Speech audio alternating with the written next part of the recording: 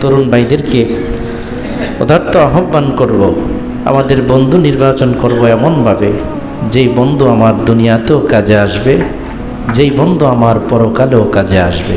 কিন্তু দুঃখের বিষয় হলো আজকে আমাদের মুসলমান ভাইয়েরা অমুসলিমদের সাথে এমন বন্ধুত্ব স্থাপন করে যা নিজের আপন ভাইয়ের চাইতেও তাকে বেশি ভালোবাসে। কথা বলুন ঠিক কিনা? এরকম আছে না নাই? আমি বন্ধুত্ব স্থাপন মানে এই কথা বলছি না যে ওই অমুসলিমের সাথে খারাপ ব্যবহার করতে হবে বা একজন অন্যায়কারী ব্যক্তির সাথে খারাপ ব্যবহার করতে হবে, বিষয়টা কিন্তু এমন নয়।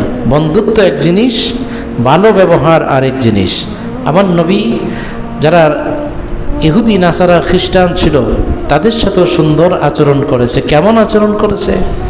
একদিন এক ইহুদি এসে কিংবা খ্রিস্টান অর্থাৎ অমুসলিম এসে খুবই রাগে মসজিদে নববীর মধ্যে প্রস্রাব করে দিচ্ছে।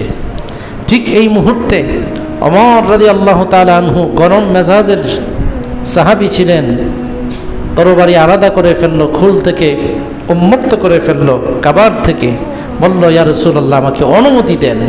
এত বড় স্পর্ধা, যেই মসজিদ নববী, যেই মসজিদে নামাজ পড়লে 50,000 রাকাতের সওয়াব পাওয়া যায়, যেই মসজিদে রিয়াজুল জান্নাহ আছে, যেই মসজিদ আল্লাহর কাছে অনেক প্রিয়, যেই মসজিদে বেলাল আজান না দিলে ফজর হয় না, সেই মসজিদে এসে প্রস্রাব করে দিচ্ছে, আমি দ্বিখণ্ডিত করে দেব।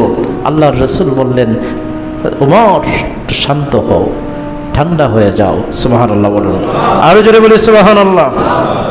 নবীজি ডাক দিলেন, তাকে প্রস্রাব করতে দাও। ডাক দিলেন, এদিকে আসো, তুমি কেন প্রস্রাব করছো?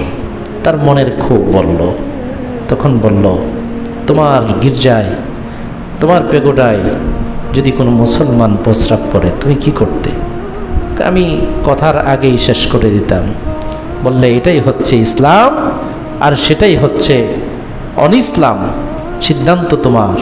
সেই ব্যক্তি বলল, ইয়া রাসূলুল্লাহ, ইয়া হাবিবাল্লাহ, ইসলাম এত সুন্দর, ইসলামে এত সুন্দর আদর্শ, এত ব্যবহার ইসলামের মানুষের, আমাকে এই মুহূর্তে কলমা পড়াইয়া দেন, লা ইলাহা ইল্লাল্লাহু মুহাম্মাদুর রাসূলুল্লাহ সাল্লাল্লাহু আলাইহি ওয়াসাল্লাম। তার মানে উত্তম আচরণ থাকবে সবার সাথে, ভালো আচরণ সবার সাথে থাকবে, কিন্তু বন্ধু বানাইতে হবে নেককার যারা, তাদেরকে।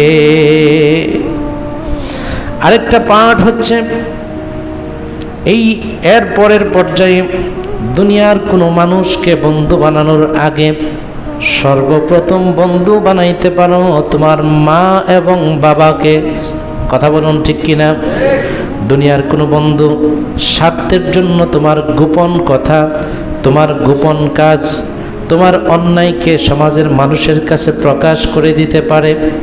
যেই অন্যায়ের কারণে তোমার বড় সাজা হওয়ার কথা ছিল, কিন্তু তোমার মা বাবা এতই তোমার আপন, এতই বন্ধু, তাদের প্রাণ চলে যাবে কিন্তু তোমার প্রাণ যেতে দিবে না।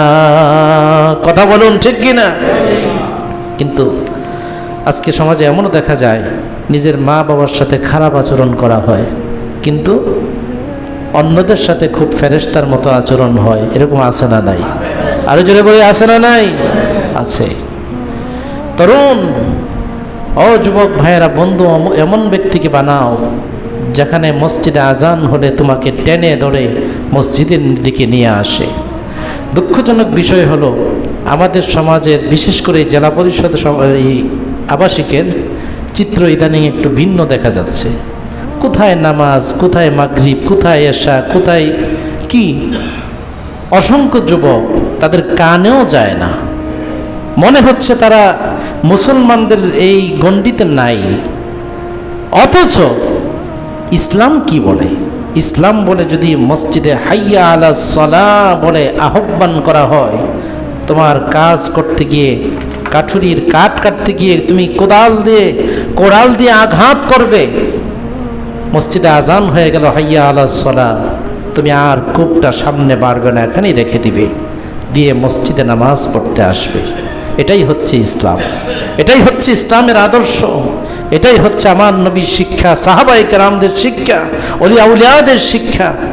আল্লাহ পাক রব্বুল আলামিন আমাদের সকলকে বোঝার তৌফিক দান করুন। সকলে বলে আমিন। আর একটু বড় করে বলি আল্লাহুম্মা আমিন। মুহতারাম হাজিরিন, আমি আর দীর্ঘ করছি না, এখানেই শেষ করছি।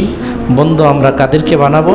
আল্লাহকে, আল্লাহর রাসূলকে, যারা নেককার মুমিন, যাদের মধ্যে নামাজ আছে, যাদের মধ্যে যাকাত আছে, যাদের মধ্যে আল্লাহর কাছে বিনয়ী প্রকাশ আছে, এই সমস্ত ব্যক্তিদেরকে আমরা বন্ধু বানাবো।